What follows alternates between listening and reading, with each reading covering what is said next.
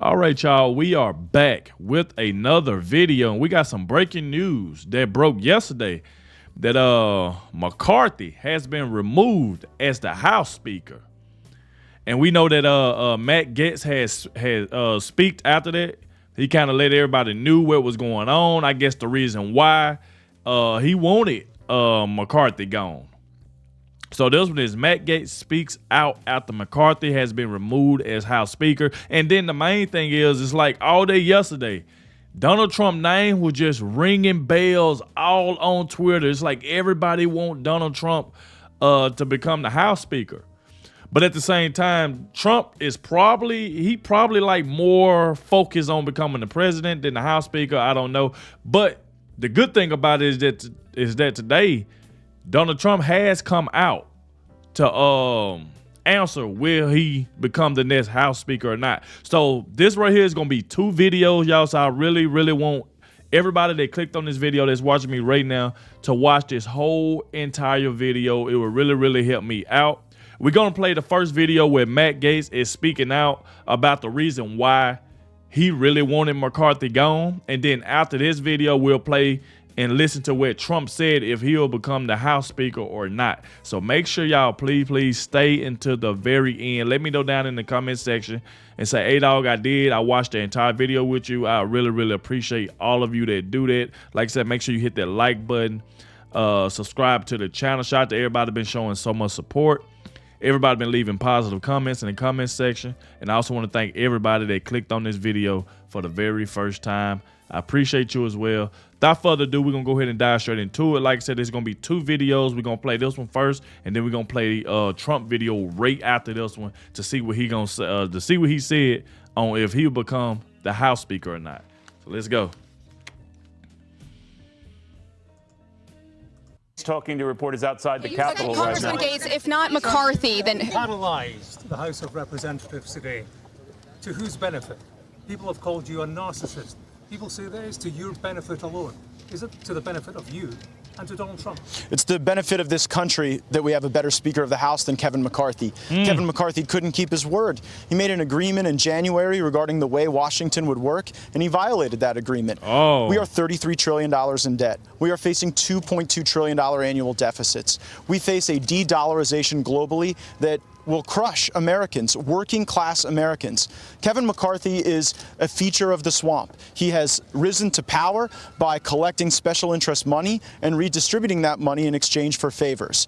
We are breaking the fever now, and we should elect a speaker who's better. So if not Kevin McCarthy, then who? You said last night that Steve Scalise was a name that you floated to potentially be Speaker. Where do things stand right now? If not McCarthy, then who? Well, you know, the stages of grief, I think, are in progress right now with some of my colleagues. I think there was a stage of denial, and I've certainly experienced a good amount of their anger, and now we appear to be headed toward bargaining. I think the world of Steve Scalise. I think he'd make a phenomenal speaker.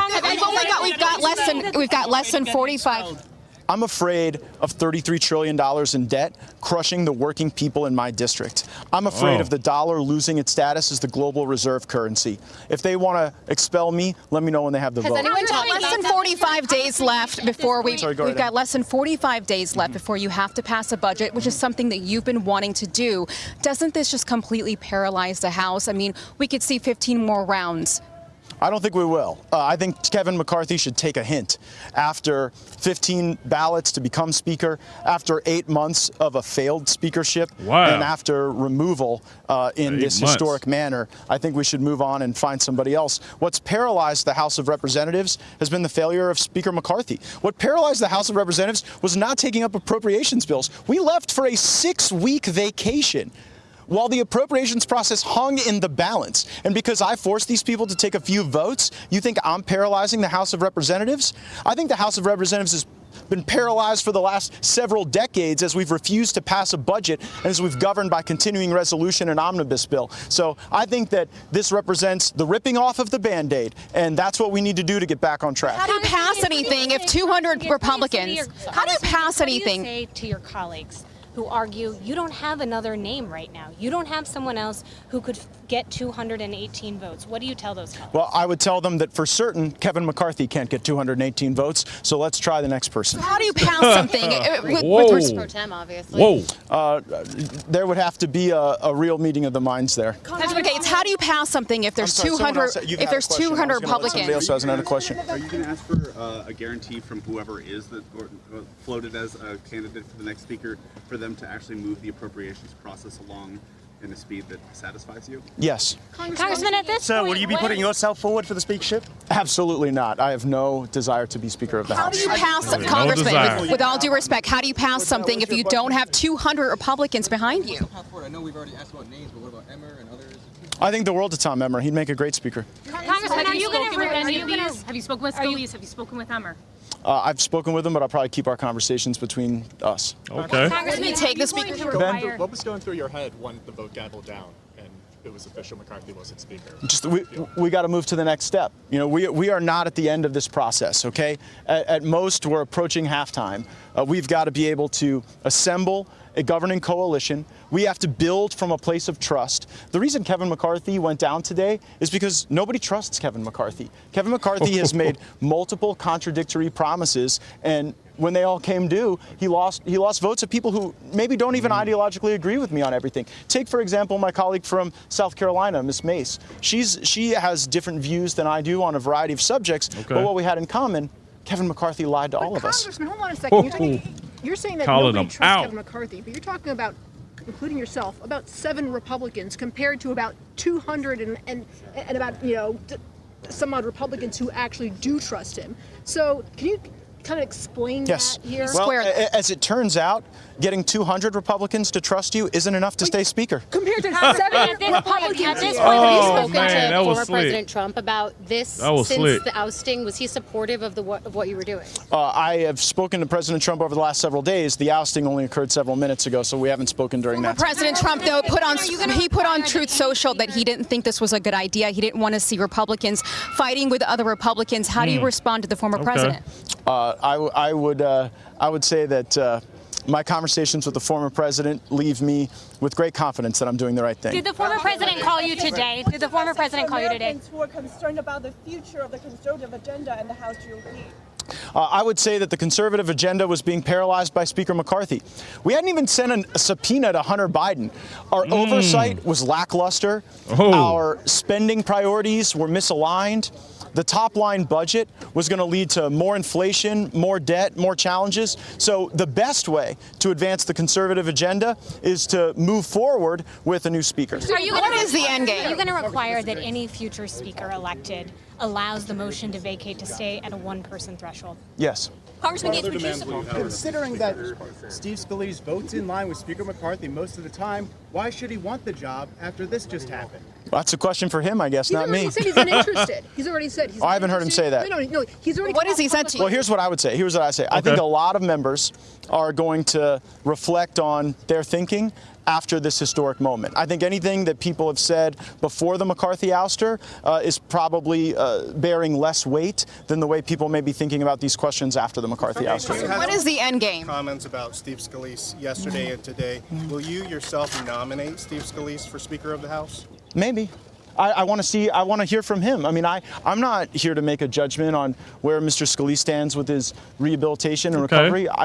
I would give him the deference to be able to decide whether or not he'd like to put himself forward as a candidate, but he'd be the type of person that I could see myself supporting. There are many people, though. I could see myself supporting Tom Emmer. I could see myself supporting Mike Johnson of Louisiana. I could see myself supporting Jody Arrington of Texas. I could see myself supporting Kevin Hern of Oklahoma. And there are even people outside of the United States Congress like Lee Zeldin. All right, before we hand off to the 5 here, some history.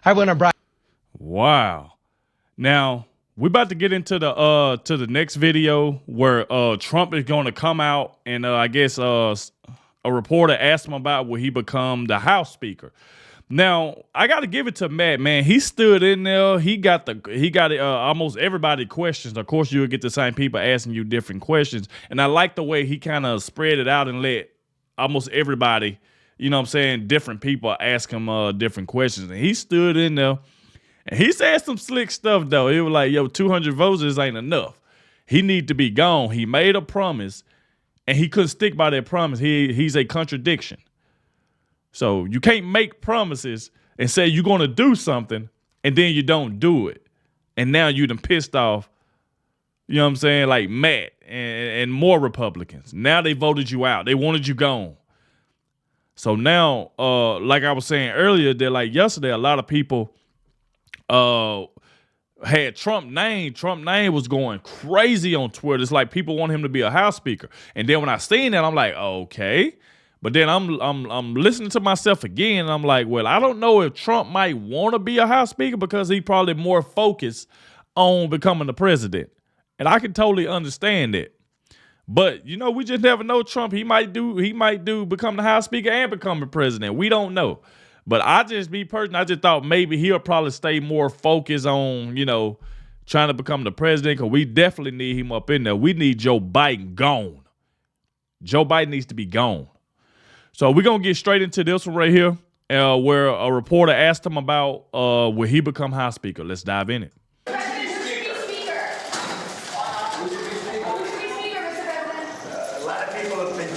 Speaker. All I can say is we'll do whatever's best for the country and for the Republican Party. We have some great people. I just want to say we have some great people. Would you take the job? A lot of people have asked me about it. I'm focused. You know, we're leading. I don't know you. I'm sure you don't read too much in the papers, but we're leading by like 50 points for president. You know, my focus is totally on that. If I can help them during the process, I would do it. But we have some great people in the Republican Party that could do a great job as Speaker. Marjorie Taylor Greene called for you to be Speaker yesterday. I think she's a wonderful woman, Marjorie. A lot of other people called for that too. I'll do whatever it is to help, but my total focus is being president and, quite honestly, making America great again, because we are living in a country in decline. This is a country that's failing badly. We're not respected in the world. Interest rates are through the roof. Taxes are through the roof. Inflation is horrible. What it's done to us, it's eating us alive. Energy is now over $5. I was at $1.87. It's over $5. What's happened to our country with Afghanistan, that horrible removal, the most embarrassing moment, I think, in our country's history. So I'm running for president. I'm up by 40 and 50 points and more in some cases. Yep. But whatever I can do to help with regard to Speaker is good. By the way, I'm also leading Biden by a lot. If I wasn't, I wouldn't have trials like this. Thank you very much. How is Melania, Mr. President? Wow, there you go. And I had just said that too. I was like, maybe Trump is probably more focused because he probably ain't trying to take on, you know, more things, because he more focused on, okay, I'm trying to become president. They already got me going through these trials. And then, well, I'm in this New York City bull jive stuff that they got me in. I'm not a fraud. Banks got their money back. Why am I in court? So Trump is going through a lot right now. And like I said before, I figured that he probably wouldn't. Then again, I wouldn't have been shocked if he did, because we know Trump is a warrior. He don't mind taking the job if needs be. But he did say, I will help out if I have to. If they need me to help out, I definitely will help out. So shout out to Trump for that. But he said he's up a lot of points over Biden. So he more focused on trying to, you know, become president and stuff like that. But man, this right here, man, I'm telling you, it's getting closer and closer, y'all. It's getting closer and closer. But like I said, y'all get in the comment section. Let me know what y'all think about all of this. Do y'all think Trump should still become the House Speaker? Y'all let me know. Like I said, I will be listening to everybody. But we have made it to the end of the video. I want to thank you all for watching.